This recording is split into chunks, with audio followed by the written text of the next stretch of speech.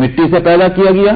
ایک تو یہ کہ ہماری اصل اس اعتبار سے بھی مٹی ہے کہ حضرت آدم علیہ الصلوۃ والسلام کو مٹی سے پیدا کیا گیا. ایک روایت سے معلوم، ایک حدیث سے معلوم ہوتا ہے کہ اللہ تعالیٰ نے جو حضرت آدم علیہ السلام کو پیدا فرمایا، جو پتلا بنایا گیا، وہ جتنی قسمیں مٹی کی ہو سکتی ہوں ان سب کے اجزاء لیے گئے. ایسا معلوم ہوتا ہے سب کا جوہر لے لیا گیا. اسی واسطے اولاد آدم جو ہے وہ 1000 قسموں کی ہے. ان کے رنگ روغن دیکھو تو وہ ہر طرح کے، اس طرح کی مٹی کے رنگ مختلف ہیں دنیا کے اندر. تو اسی واسطے نسل انسانی کے رنگ بھی مختلف ہوئے ہیں. اسی طرح سے مزاج مٹی کا مختلف، تو انسانوں کا مزاج بھی مختلف ہے، ان کا ذوق مختلف ہے، ان کی صلاحیتیں مختلف ہیں. اس لیے کہ ہر مٹی جو ہے آپ اس میں ہر چیز کو تو نہیں پیدا کر سکتے، ہر مٹی سے کو ہر کام میں استعمال نہیں کر سکتے، ان کی صلاحیتیں مختلف ہیں. اسی طرح سے گویا نسل انسانی کی صلاحیتیں، ان کا رنگ و روغن، ناک نقشہ، ان کے قد و قامت، ہر چیز مختلف ہے. تو اللہ تعالیٰ نے یہ صلاحیت جو ہے حضرت آدم علیہ السلام میں پہلے ہی رکھ دی تھی کہ جتنی قسمیں مٹی کی ہو سکتی ہیں ان سب کے اجزاء کو جمع کر کے اس سے پتلا بنایا تھا آدم علیہ السلام کا. تو جب ہم اولاد ہوئے آدم کی، ہماری اصل آدم ہوئے اور آدم کی اصل مٹی ہوئے، تو اس کا مطلب ہماری اصل مٹی ہو گئی.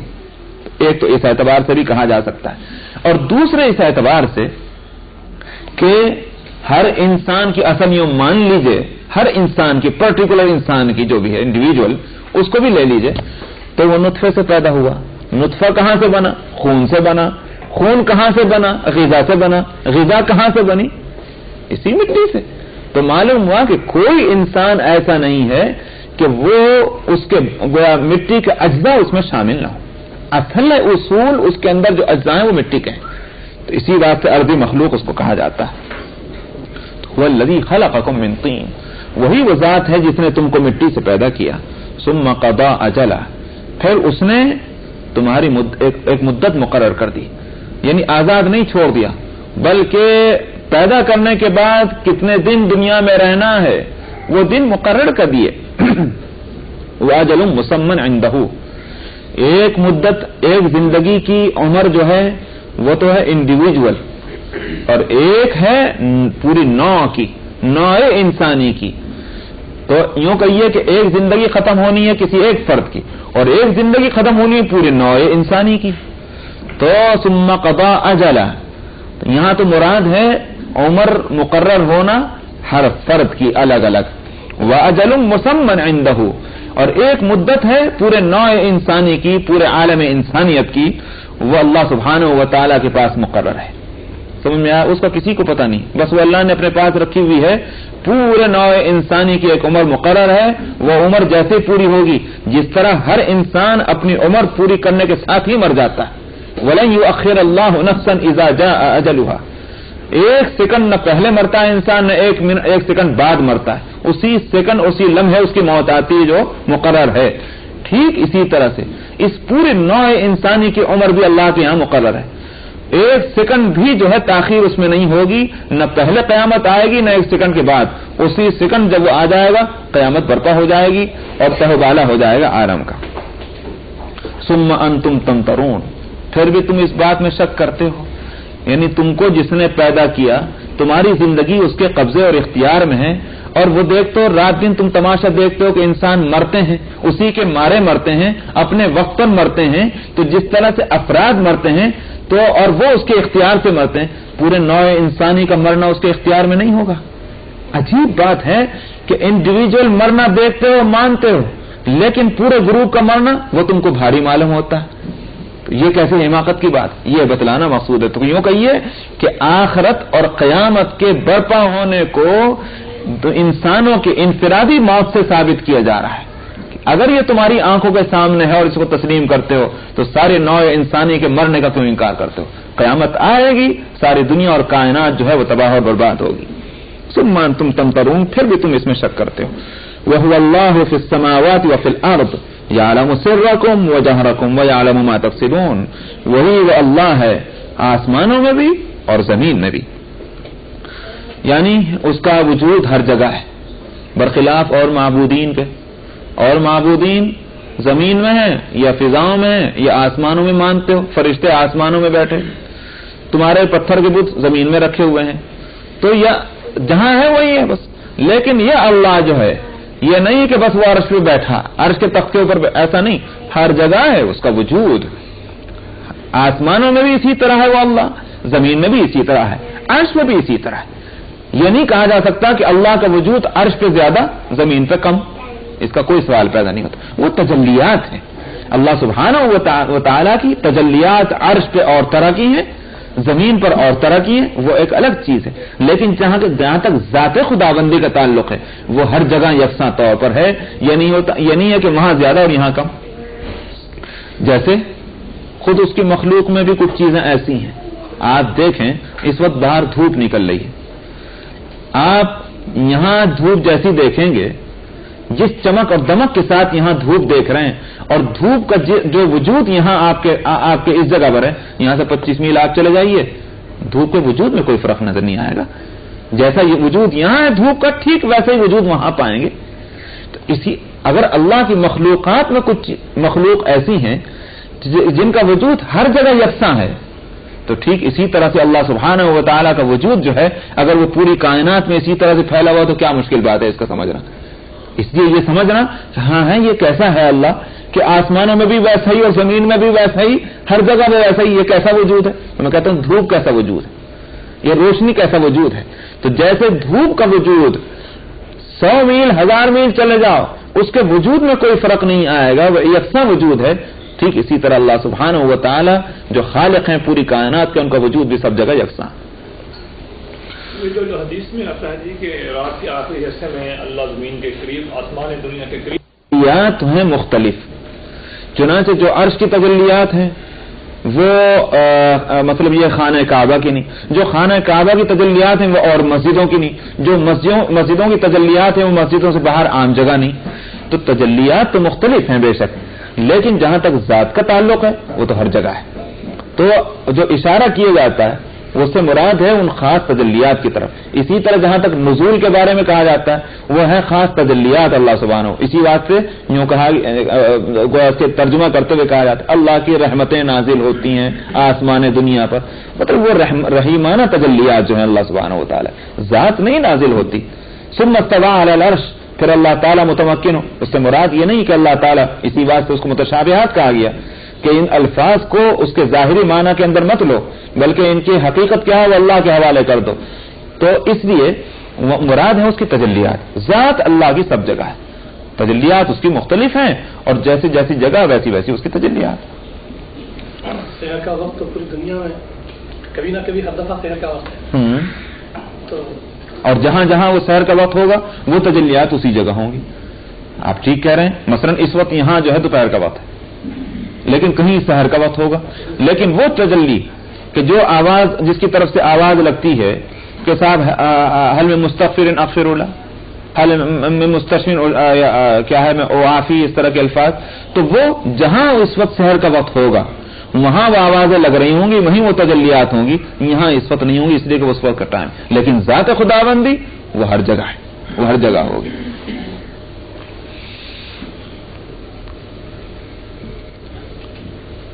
وہ جو حضرت موسیٰ علیہ الصلوۃ والسلام نے کہا تھا ربی ارینی انظر الیک، اس ذات کی تجلی تھی، صفات کی تجلی نہیں تھی. وہ ان کا مطالبہ تھا اسی انظر الیک یعنی الی ذاتک الی نفسک، لم ترانی، نہیں دیکھ سکتے. وہ ذات کی تجلی، ذات کی تجلی دنیا میں نہیں ہو سکتی. ہاں آخرت میں کرائی جائے گی، وہاں ذات کی تجلی ہوگی، دنیا میں نہیں ہو سکتی کسی کو بھی. تو بہرحال وہ مسئلہ الگ ہے. اللہ تعالیٰ کی جو صفاتی تجلیات ہیں وہ مختلف ہیں. جیسے صفات مختلف ہیں، کہیں اللہ کی صفت ایک علم ہے، اللہ کی صفت قدرت ہے، اللہ کی صفت رحم ہے، اللہ کی صفت جو ہے وہ سمیع ہونا ہے. لیکن ظاہر ہے کہ یہ صفتیں تو مختلف ہیں. یہ نہیں ہو سکتا کہ جو علم ہے وہی قدرت ہے، جو قدرت ہے وہی جو ہے وہ رحم ہے، جو رحم ہے تو وہی اس کے قہاریت ہے. صفتیں مختلف ہیں، ذات ایک ہے. تو کہیں کسی طرح کی صفات کی تجلی، کہیں کسی طرح کی صفات کی تجلی. وما تأتیہم وهو اللہ فی السماوات وفی الارض، وہی اللہ ہے آسمانوں میں اور زمین میں.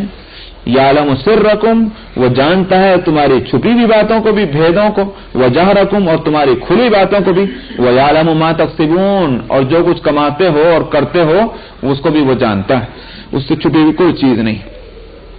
वमा तअतीहिम मिन आयतिन मिन आयाति रब्बिहिम इल्ला कानू अन्हा मुरिदीन, और नहीं आती इनके पास कोई भी आयत इनके रब की आयतों में से, या निशानी इनके रब की निशानियों में से, दोनों बातें कही जाती, इल्ला कानू अन्हा मुरिदीन, मगर उससे ये रूगर्दानी ही करते हैं। इनका मिजाज बन चुका है कि आयात खुदाबंदी या निशानियां जो कुदरत की हैं, बजाय इसके कि अपनी अक्ल और खिरत को काम में लाएं और उससे गोया यूं कहिए कि उन आयतों और निशानियों पर नजर करके इबरत हासिल करें, उसके बजाय उससे रूगर्दानी करते हैं, मुंह मोड़ते हैं। फकत कज़्ज़बू बिल हक़्क़ि लम्मा जाअहुम, सो जब इनके पास हक आया उसको भी उन्होंने झुठला दिया। फसौफ यातीम अंबाउ मा कानू बिही यस्ताज़िऊन, यहाँ हक से मुराद कुरान पाक, जो चूंकि ये पैगंबर सल्लल्लाहु अलैहि वसल्लम को भी तसल्ली देनी है यहाँ कि आप परेशान न हो, जिन हालात से आज आप दो चार हैं ये आपके साथ कोई नई सूरत हाल नहीं। इनका मिजाज है, कुदरत की निशानियों को हमेशा उन्होंने उससे रूगर्दानी के साथ फेस किया, और जब जब इनके पास कोई बात हक की आई इन्होंने उसको झुठलाया। अब भी चुनाचा कुरान जो हक बनकर सामने आया है इसको भी उन्होंने झुठलाया है।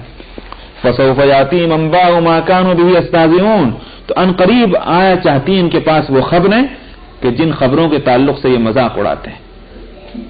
तो मालूम हुआ कि पेशीन गोई सुना दी गई, पेशीन गोई दे दी गई है, और वो क्या, अनकरीब वो वक्त आया चाहता है कि आज यूं कहते हैं कि ये हैं जो सारी दुनिया के ख्वाब देख रहे हैं, ये हैं जो सारी दुनिया में अपने दीन को फैलाएंगे, जी ये हैं जो रब्बे कायनात के अपने आप को पैगंबर कहते हैं, इस तरह का मजाक उड़ाने वाले। वो वक्त आने वाला है कि जिन चीजों का मजाक उड़ाते हैं आज, उसकी हकीकतें खुल जाएंगी, यानी फतह और नुसरत तुम्हारे कदम चूमेगी, ये हालात बदल जाएंगे और तुम्हारा इख्तिदार होगा, तुमको कुव्वत हासिल होगी और ये लोग मगलूब होंगे। तो पहले ही पेशीन गोई दे दी गई। अलम यरौ कम अहलकना मिन क़ब्लिहिम मिन क़र्निन मक्कन्नाहुम फिल अर्दि मा लम नुमक्किन लकुम व अरसलना अस्समाअ अलैहिम मिदरारा, और उसकी दलील दी जा रही है।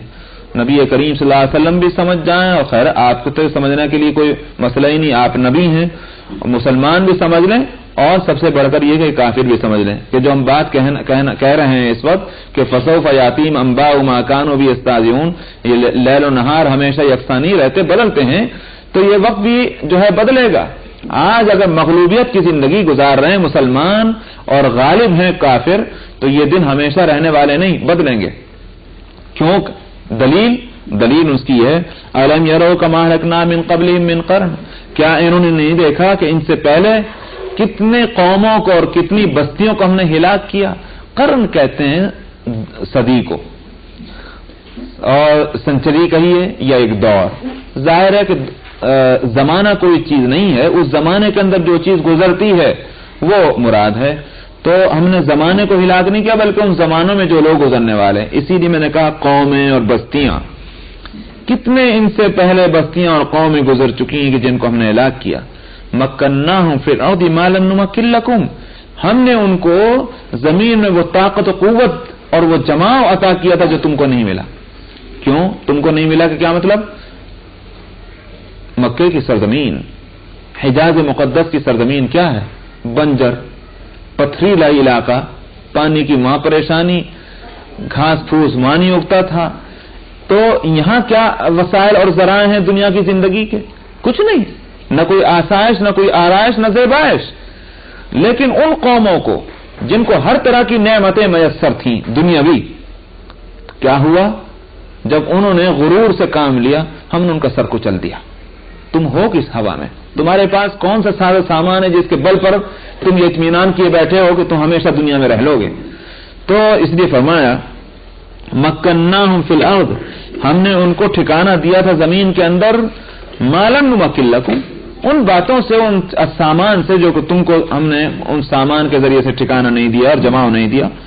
व अरसलना अस्समाअ अलैहिम मिदरारा, यहां तो एक कतरा पानी का नहीं गिरता, लेकिन जिन पर मूसलाधार बारिशें हम बरसाया करते थे। वजाअलना अनहारा तजरी मिन तहतिहिम, और उनके पैरों के नीचे से नहरें बहती थी। मुराद है अंबिया अलैहिमुस्सलातु वस्सलाम की वो सरजमीन जो फलस्तीन की सरजमीन है, मुल्क शाम है। क्या सरसब्जी और शादाबी वहां की, तो देख लो वहां जाकर के क्या आलम। वअरसलना समा अलैहिम मिदरारा, और हमने उन पर गया मूसलाधार बारिश को भेजा। मिदरार कहते हैं उस पानी को जो तसलसल के साथ गिरता हो, रुके और गिरे वो नहीं। वजाअलना अनहारा तजरी मिन तहतिहिम, और बनाई हमने नहरें उनके नीचे से जारी होती। फअहलकनाहुम बिज़ुनूबिहिम, हमने उनको भी उनके गुनाहों की पादाश में हिलाक कर डाला। व अंशअना मिन बादिहिम क़रनन आखरीन, और उनके बाद दूसरी कौमों को हमने ला खड़ा किया। तो हमारे लिए कोई मुश्किल बात नहीं है। इसलिए अगर हम ये सुना रहे हैं कि अनकरीब वो खबरें आया चाहती हैं, तो ये मत समझना कहां की बात है। ये पिछली कौमों का अंजाम देख लो, तुम्हारे लिए तुम्हारा अंजाम होना भी कोई बहुत दूर की बात नहीं। वलौ नज़्ज़लना अलैका किताबन फी क़िरतासिन फलमस्सूहु बिअयदीहिम लक़ाल अल्लज़ीना कफ़रू इन हाज़ा इल्ला सिहरुम मुबीन। तो ऐ पैगंबर आप ख्याल न करें, आपकी बात को नहीं मान रहे, यूं ना समझे कोई कमी छोड़ दी गई है इसलिए नहीं मान रहे, बताना ही है। और अगर हम उतार देते आप पर कोई किताब कागज के अंदर, फी क़िरतासिन, बाकायदा पेपर में लिखी हुई किताब भी अगर उतार देते, और फलमस्सूहु बिअयदीहिम, फिर उसे ये हाथ लगा लगा कर छू भी लेते, मतलब अच्छी तरह से हाथों में ले लेकर देख भी लेते, तो फिर भी ये जालिम क्या कहते, लक़ाल अल्लज़ीना कफ़रू, ये कुफ्र करने वाले फिर भी यूं कहते, अजी तो खुला हुआ जादू है, फिर भी यूं ही कहते। इसलिए ये बहाने कि अल्लाह मियां को किताब उतार देनी चाहिए, लिखी हुई किताब आनी चाहिए, और इस तरह आ जानी चाहिए और उस तरह आ जानी चाहिए, ये मानने वाले हैं नहीं। मानने वाले होते तो इनके पास ये उज़र ना होता।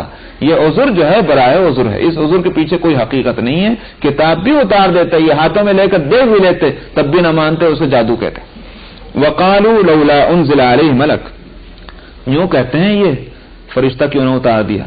यार ये कैसा पैगंबर है, बड़ी हुकूमत का एम्बेसडर जो आता है बड़े तज़क्को एहतशाम के साथ आता है, कैसे उसके साथ पूरा स्टाफ होता है, मिलिट्री स्टाफ, प्रेस अटैची और फलाने और ढिमाके सब उसमें होते हैं। ये कैसा अल्लाह मियां का पैगंबर है कि जौन चाहे उठा के पत्थर मार देता है, जौन चाहे रास्ते में कांटे बिछा देता है, जौन चाहे गाली देकर चलता बनता है, और ये पैगंबर उनका कुछ नहीं बिगाड़ सकता। ये कैसा अल्लाह मियां का पैगंबर है। अगर ऐसे ही पैगंबर था और भी कुछ नहीं, पूरा स्टाफ नहीं, तो एक फरिश्ता तो उतार दिया जाता कि लोगों से कहता खबरदार खबरदार इसको मत सताना, ये अल्लाह मियां का पैगंबर है। तो वक़ालू लौला उन्ज़िला अलैहि मलक, यूं कहते हैं क्यों ना उतार दिया गया फरिश्ता। तो अब फरिश्ते को उतारने की दो सूरतें हैं, या तो फरिश्ता उतरे अपनी असली सूरत में, समझ में आया, या फरिश्ता उतरे आदमी की सूरत में, दो ही तो सूरतें हो सकती हैं। यहां दोनों का जवाब दिया गया कि फरिश्ता अगर असल सूरत में उतर जाए तो वलौ अंज़लना मलकन, अगर हम फरिश्ते को उतार देते तो फिर तो किस्सा ही खत्म हो जाता। लक़ुदियल अम्र सुम्मा ला युनज़रून, फिर उनको मोहलत न दी जाती। क्यों? इस वास्ते कि दरअसल ईमान कहते किसको हैं? ईमान कहते इसको हैं जब तक कि उस चीज को मानना जो गैब में है। आप यहां बैठे हुए हैं, कहने मैं तो ईमान ले आया कि आप यहां बैठे, इसको थोड़ी ईमान कहते हैं, इसको यकीन कहेंगे।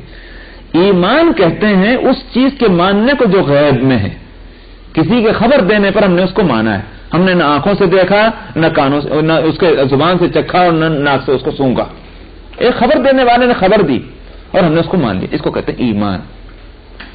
तो जब तक चीज गैब के अंदर है, जभी तक ये दुनिया कायम है, और क्योंकि इस दुनिया में ईमान का मुतालबा है।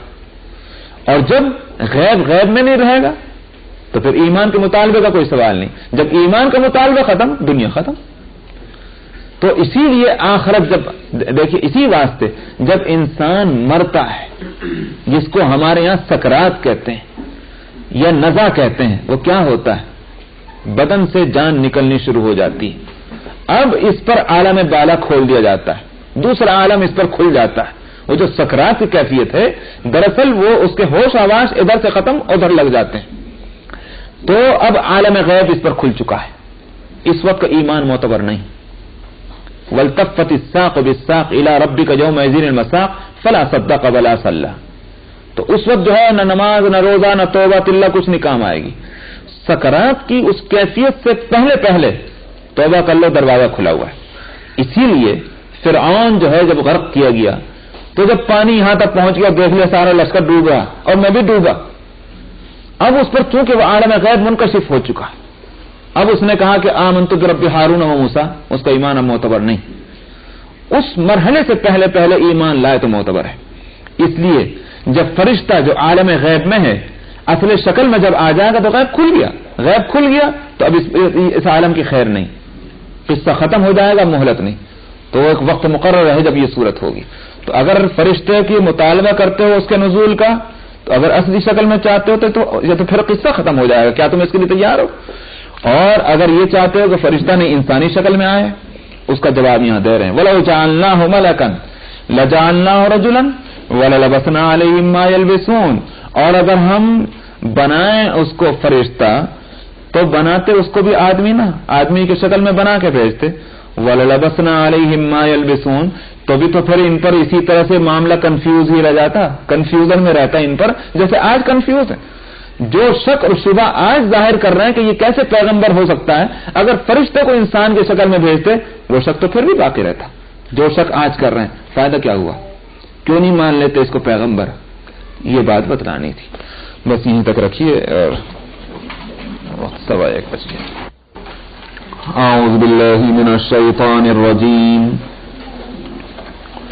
بسم اللہ الرحمن الرحیم. وَلَقَدِ اسْتُهْزِئَ بِرُسُلٍ مِّن قَبْلِكَ فَحَاقَ بِالَّذِينَ سَخِرُوا مِنْهُم مَّا كَانُوا بِهِ يَسْتَهْزِئُونَ. قُلْ سِيرُوا فِي الْأَرْضِ ثُمَّ انظُرُوا كَيْفَ كَانَ عَاقِبَةُ الْمُكَذِّبِينَ. قُلْ لِمَن مَّا فِي السَّمَاوَاتِ وَالْأَرْضِ قُلْ لِلَّهِ كَتَبَ عَلَى نَفْسِهِ الرَّحْمَةَ لَيَجْمَعَنَّكُمْ إِلَى يَوْمِ الْقِيَامَةِ لَا رَيْبَ فِيهِ الَّذِينَ خَسِرُوا أَنفُسَهُمْ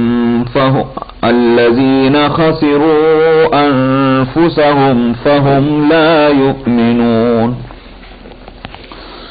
وَلَهُ مَا سَكَنَ فِي اللَّيْلِ وَالنَّهَارِ وَهُوَ السَّمِيعُ الْعَلِيمُ. قُلْ أَغَيْرَ اللَّهِ أَتَّخِذُ وَلِيًّا فَاطِرِ السَّمَاوَاتِ وَالْأَرْضِ وَهُوَ يُطْعِمُ وَلَا يُطْعَمُ. قُلْ إِنِّي أُمِرْتُ أَنْ أَكُونَ أَوَّلَ مَنْ أَسْلَمَ وَلَا تَكُونَنَّ مِنَ الْمُشْرِكِينَ. قُلْ إِنِّي أَخَافُ إِنْ عَصَيْتُ رَبِّي عَذَابَ يَوْمٍ عَظِيمٍ. مَنْ يُصْرَفْ عَنْهُ يَوْمَئِذٍ فَقَدْ رَحِمَهُ وَذَلِكَ الْفَوْزُ الْمُبِينُ. وَإِنْ يَمْسَسْكَ اللَّهُ بِضُرٍّ فَلَا كَاشِفَ لَهُ إِلَّا هُوَ وَإِنْ يَمْسَسْكَ بِخَيْرٍ فَهُوَ عَلَى كُلِّ شَيْءٍ قَدِيرٌ. وَهُوَ الْقَاهِرُ فَوْقَ عِبَادِهِ وَهُوَ الْحَكِيمُ الْخَبِيرُ. قُلْ أَيُّ شَيْءٍ أَكْبَرُ شَهَادَةً قُلِ اللَّهُ شَهِيدٌ بَيْنِي وَبَيْنَكُمْ وَأُوحِيَ إِلَيَّ هَذَا الْقُرْآنُ لِأُنذِرَكُم بِهِ وَمَن بَلَغَ أَإِنَّكُمْ لَتَشْهَدُونَ أَنَّ مَعَ اللَّهِ آلِهَةً أُخْرَى قُل لَّا أَشْهَدُ قُلْ إِنَّ إنما هو إله واحد وإنني بريء مما تشركون الذين آتيناهم الكتاب يعرفونه كما يعرفون أبناءهم الذين خسروا أنفسهم فهم لا يؤمنون صدق الله العظيم.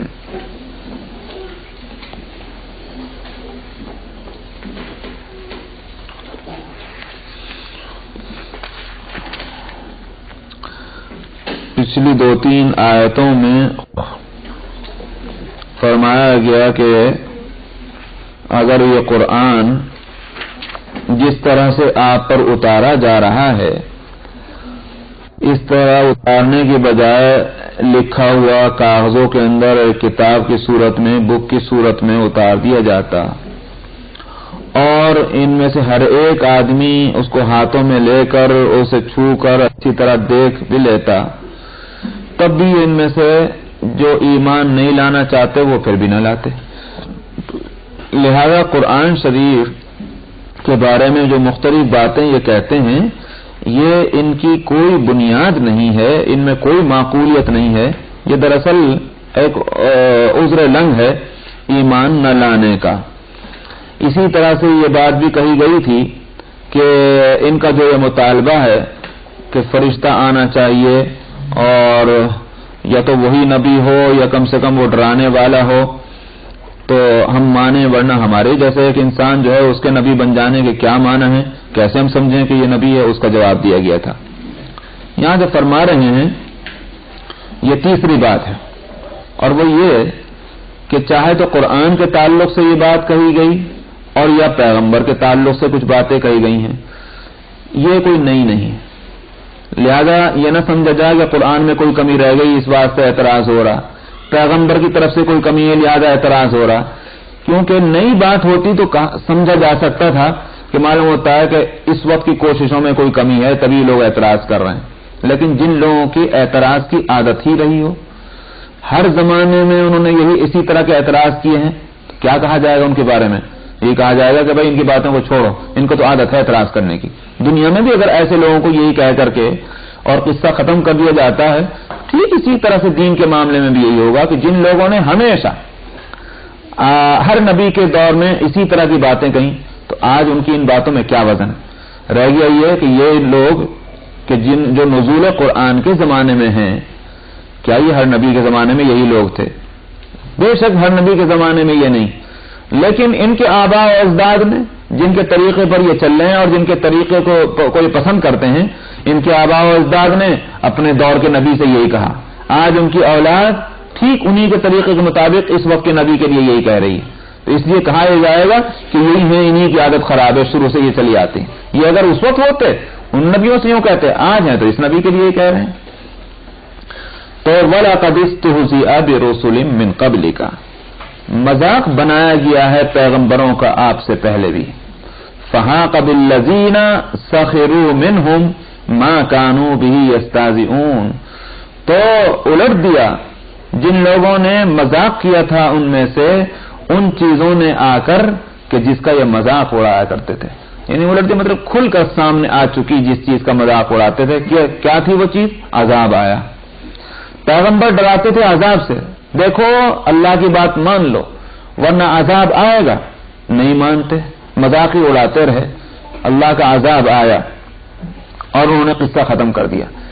जैसे कि हजरत नूह अलैहिस्सलाम के वाक़े में है, अजाब से डराते रहे, यहां तक कि अल्लाह की तरफ से हुक्म मिला वस्नाइल फुल्क, कश्ती बनाओ। अब कश्ती बनानी शुरू की हजरत नूह अलैहिस्सलाम ने, खूब मजाक उड़ाया। ओहो देखा ना, देखा कैसे आदमी है। अरे भाई ये कश्ती में, ये खुश्की में तैरेंगे कश्ती में बैठ के, समझा? यहाँ खुश्की है जमीन के ऊपर, भाई जमीन पर चलने के वास्ते दूसरी सवारियां चाहिए, ये खुश्की पे तैरेंगे कश्ती में बैठ के। यूं मजाक उड़ाते थे। नूह अलैहिस्सलाम ने क्या कहा था? क़ाला इन तस्खरू मिन्ना फ़इन्ना नस्खरू मिनकुम कमा तस्खरून, اگر تم ہمارا مذاق اڑا رہے ہو ان باتوں پر تو ایک وقت وہ بھی آنے والا ہے کہ پھر ہم مذاق بنائیں گے تمہارا، جس طرح سے آج تم ہمارا مذاق بنا رہے ہیں۔ تو مذاق اڑانے والے مذاق اڑاتے رہے، لیکن اللہ کی طرف سے وہ حقیقت کھل کر سامنے آ گئی جس کا مذاق بناتے تھے، اور مسئلے کو اس نے ختم کر دیا۔ اس لیے سنانا اس واسطے ہے کہ اس وقت کے مخاطب بھی سن لیں، اللہ کے لیے عذاب کا بھیج دینا قطعاً ناممکن نہیں ہے، کوئی مشکل نہیں۔ پچھلی امتوں پر عذاب آیا، قرآن کے نزول کے زمانے میں، نزول کے بعد بھی جو اللہ کے راستے پر نہ چلنے والے ہوں اور دین حق کا مذاق بنانے والے ہوں، دین کی دعوت دینے والوں کا مذاق بنانے والے ہوں، وہ ہرگز مطمئن نہ رہیں کہ عذاب نہیں آ سکتا۔ پچھلوں پر عذاب آیا، اب بھی آ سکتا ہے۔ قل سیروا فی الارض ثم انظروا کیف کان عاقبۃ المکذبین، آپ کہہ دیجئے کہ ذرا چلو تو زمین میں، پھر دیکھو کیسا ہوا انجام جھٹلانے والوں کا۔ تو کوئی بہت دور کی باتیں نہیں ہیں۔ نزول قرآن جن لوگوں میں ہو رہا ہے، یہ لوگ تو اپنے تجارتی سفر میں شمال اور جنوب جایا ہی کرتے تھے، اور جس راستے سے جاتے تھے قرآن شریف اسی راستے کو امام مبین کہتا ہے، وَإِنَّهُمَا لَبِإِمَامٍ امام مبین۔ امام مبین شاہراہ کو کہتے ہیں۔ تو ایک شاہراہ جو یمن سے چلتی تھی اور جدہ اور مکہ کے درمیان کو ہوتی ہوئی گزرتی تھی، شمال کو جاتی تھی، نارتھ کو، اور وہاں اسی شاہراہ پر چلنے والے لوگ ان کے راستے میں پڑتے تھے، یوں کہیے کہ مدین، جو قوم شعیب کے آبادیاں تھیں، قوم سمود کی آبادیاں تھیں، اس سے اوپر اور نارتھ میں چلے جائیں تو قوم لوط کی آبادیاں تھیں۔ یہ ساری جن پر عذاب خداوندی آ چکا تھا ان قوموں کی آبادیاں تھیں، تو اس سے گزرا کرتے تھے۔ فسیروا فی الارض ثم انظروا کیف کان عاقبۃ المکذبین، کیسے جھٹلانے والوں کا انجام ہوا تم دیکھو چل کر کے۔ تم تو چلا کرتے ہو، دیکھا کرتے ہو کہ اہل مکہ قوم سمود کی آبادیوں کو دیکھتے تھے، آج تک وہ آبادیاں موجود ہیں، آج بھی موجود ہیں وہ آبادیاں، پہاڑوں کے اندر کھود کھود کر جنہوں نے گھر بنائے تو سب کچھ مٹ گیا، مگر وہ گھر آج بھی موجود ہیں۔ ان گھروں کو دیکھا جا سکتا ہے جن پر اللہ کا عذاب آیا۔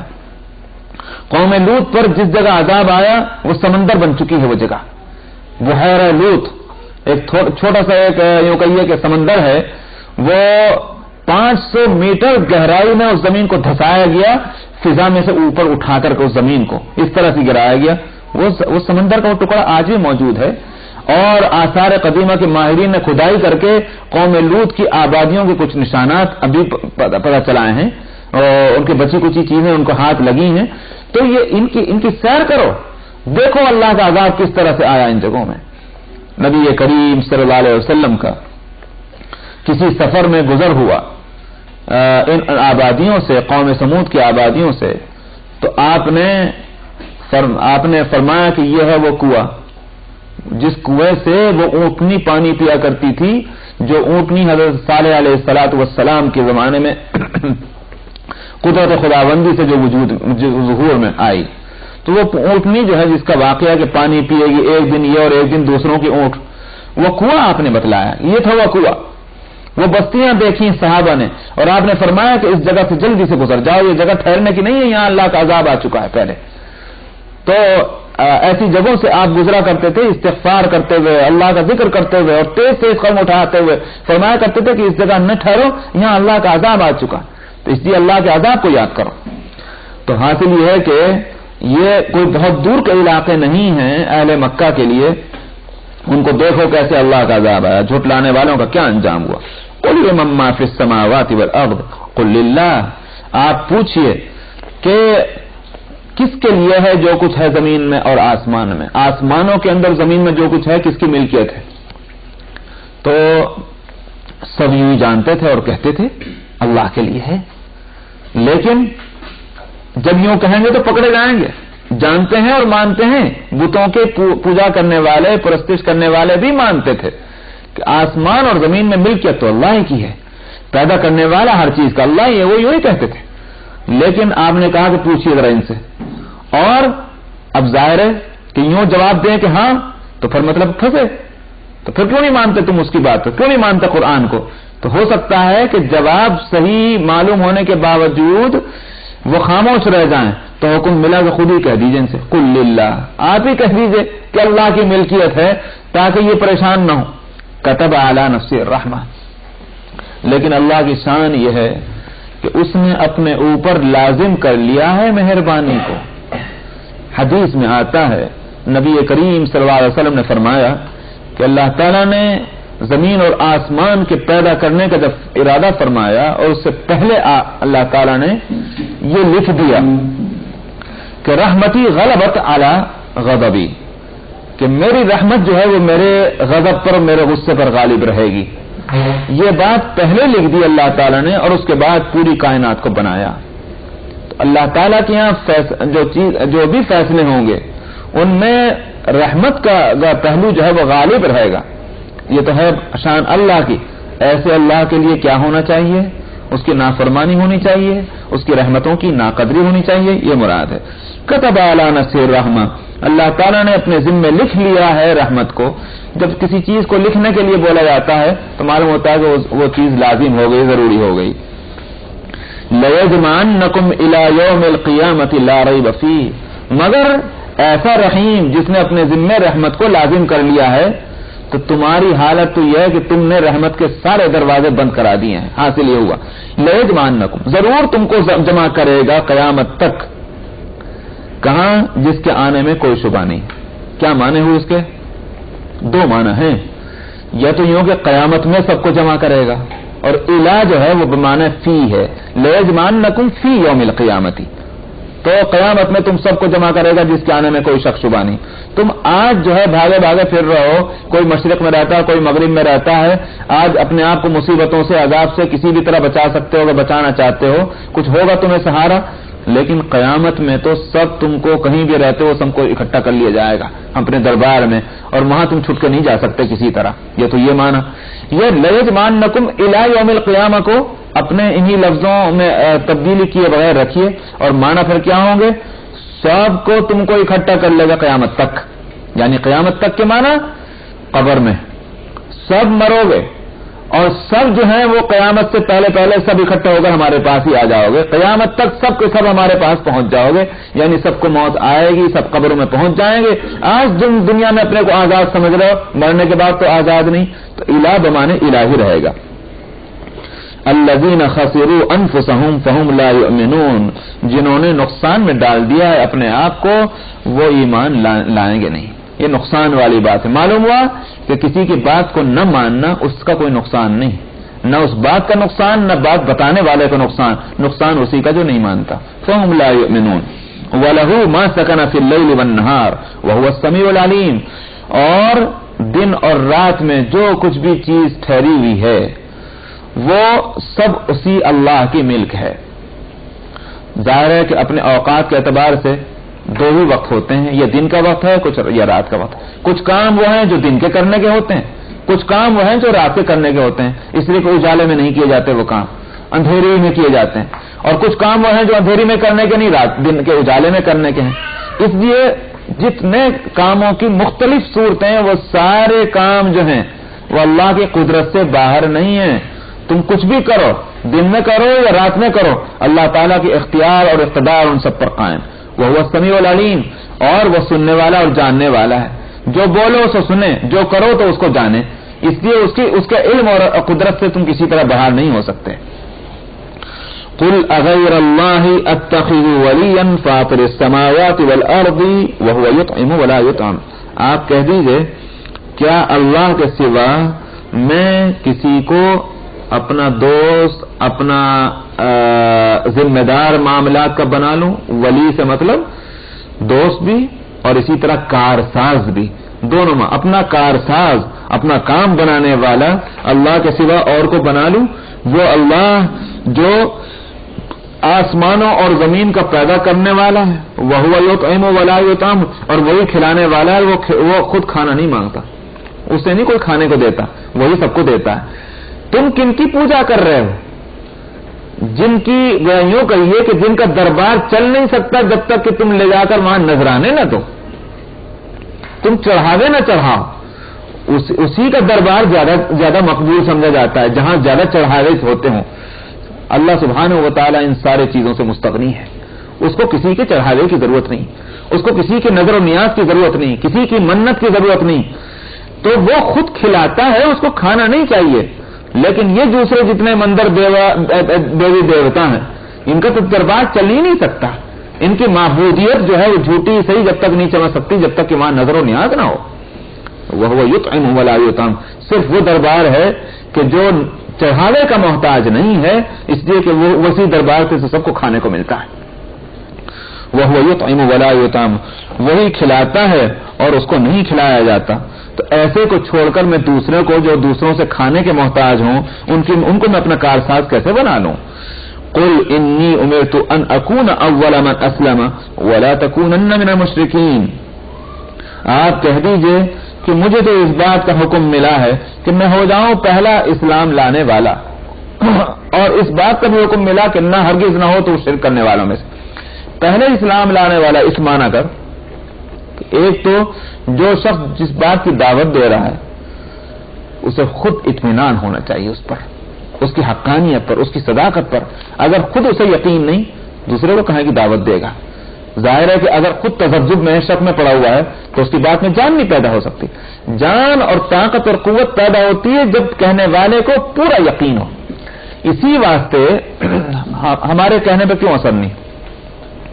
ہمارے کہنے میں صرف اس لیے اثر نہ سمجھیے آپ کہ ہمارا عمل نہیں، بلکہ یوں کہ عمل سے پیچھے ایک اور چیز ہے، وہ یہ کہ یقین نہیں۔ یقین اگر محکم ہوتا تو عمل بھی ہوتا، اور جب یقین اور عمل دونوں ایک دوسرے کے موافق ہوتے تو بات میں اثر ہوتا، اور وہ اثر ایسا ہوتا کہ ازدل ریزت بردل میز، ازدل خیزت بردل ریزت، کہ دل سے اٹھے اور دل پر گرے، دل کی آواز کی چوٹ دل ضرور محسوس کرتا ہے، یہ تو ہوتا ہے۔ حضرت شیخ عبد القدوس گنگوئی رحمۃ اللہ علیہ بڑے اولیاء اللہ میں گزرے ہیں، اور یوں سمجھیے کہ غالباً ان کا زمانہ ہے ہمایوں اور بابر کا زمانہ ہے شاید، تو اس زمانے کے بڑے اولیاء اللہ میں ہیں۔ ان کے صاحبزادے ہوئے ہیں اور ان کا نام عبد النبی تھا، پتہ نہیں کیوں شاید انہی کے نام سے اکبر نے مسجد بنوائی دلی کے اندر، مسجد عبد النبی ہے ابھی تک موجود، نئی دلی کے اندر ہے وہ مسجد۔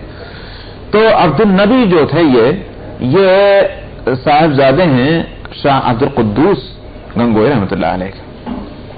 صاحبزادے عالم فاضل ہو کر آئے کسی مدرسے سے کہیں سے بھی سند وند لے کر کے، اور وہ پہنچے وہاں، تو حضرت کے جو مریدین متوسلین تھے وہ انہوں نے حضرت کو مبارکباد دی کہ حضرت مبارک ہو، صاحبزادے پیرزادے عالم بن کر آئے ہیں۔ انہوں نے کہا ہاں بھائی بڑی خوشی کی بات ہے، اللہ مبارک کرے۔ تو متوسلین نے کہا کہ حضرت کیا اچھا ہو اب جب کہ صاحبزادے عالم بن کر آئے ہیں تو ان کی تقریر ہو جائے۔ فرمایا کیا مذاق؟ ہاں بھائی بہت اچھی بات ہے، ٹھیک ہے اس سے تقریر سن لو۔ چنانچہ ان سے جا کے کہا گیا اور بڑی مشکل سے وہ تیار ہوئے مولانا عبد النبی صاحب۔ اب شاہ صاحب بھی تشریف رکھتے ہیں اور متوسلین بھی موجود ہیں، اور مولانا عبد النبی کی بڑی عالمانہ تقریر ہوئی، بڑی گویا علم و حکمت کی باتیں انہوں نے سنائی۔ سننے والوں نے سنا تو ٹھیک ہے، عالمانہ باتیں تھیں، حکیمانہ باتیں تھیں، خوش ہوئے لوگ۔ لیکن اس کے بعد جب تقریر ختم ہو گئی تو جیسے طریقہ ہوتا ہے بزرگوں سے کہا جاتا ہے حضرت جی دعا کر دیجئے، تو اب حضرت جی کا نمبر آیا تو حضرت جی سے کہا حضرت جی آپ دعا فرما دیجئے۔ تو حضرت نے دعا سے پہلے فرمایا کہ بھئی ہاں بھئی کیا بتاؤں، اس عبد النبی کی ماں نے رات کو میرے واسطے رات کو دودھ کی کھیر پکائی تھی اور میرے واسطے اس نے ایک برتن میں رکھ دی تھی۔ میں جب تہجد کے وقت میرا دل چاہا کہ میں کچھ کھاؤں تو میں نے دیکھا کہ بلی وہ آ کے وہ کھا چکی۔ کیا بات تھی؟ لیکن یہ جو کہنا تھا لوگوں کی چیخیں نکل گئی، خوب چیخ مار مار کے رو رہے جتنے بیٹھے تھے۔ مولانا عبد النبی کہنے لگے یہ کیا ہو رہا، میں نے تو اتنی عالمانہ تقریر کی ایک بھی نہیں رویا، اور یہ کون سی بات ہے جس پہ لوگ رو رہے ہیں؟ اصل میں بتلانا یہ تھا صاحبزادے کو کہ علم و حکمت یقیناً بڑی چیز ہے، مگر ایمان اور یقین اس سے بھی بڑھ کر چیز ہے۔ ایمان اور یقین اگر حاصل ہو جائے تو لوگوں کے دلوں پر جس چیز کا اثر ڈالنا چاہو وہ اثر پڑتا ہے۔ دیکھو میں نے کوئی ایسی بات نہیں کہی لیکن دل کیسے تڑپ گئے، اس لیے کہ ایک بات کو دل سے میں کہہ رہا ہوں۔ تو اصل معلوم ہوا کہ وہ دنیا کوئی دوسری ہے، وہ عالم ہی دوسرا ہے دلوں کا. یہاں سے وہ ایک بات بتاتا چلوں، اگرچہ موضوع سے ہٹ جائے لیکن دل کی بات آئی ہے. بعض لوگ سوال کیا کرتے ہیں کہ صاحب خیالات کا تعلق دل سے ہے یا زندگی کا تعلق دل سے ہے یا دماغ سے؟ اب اشکال کیوں پیش آتا ہے؟ کہنے کا سائنٹسٹ جو ہے تو دماغ کو مرکز مانتے ہیں، دل کو تو کوئی نہیں مانتا. یہ سوال کیا کرتے ہیں. اصل بات یہ ہے 3 چیزیں ہیں دنیا میں، خوب سمجھ لیجیے. آج جو سوال بعض لوگ یوں کہیے کہ موجودہ جو میڈیکل سائنس ہے یا جس طرح کا بھی سائنس ہے اس کو پڑھنے کے بعد جب یہ سوال کرتے ہیں ان سب کا جواب ہو جائے گا. اس سے 3 چیزیں ہیں، ایک ہے محسوسات اور ایک ہے معقولات اور ایک ہے وجدانیات. 3 الگ چیزیں ہیں. محسوسات جو ان کا اس کے لیے تو اس عالم محسوسات میں تو کام کرنے والے جو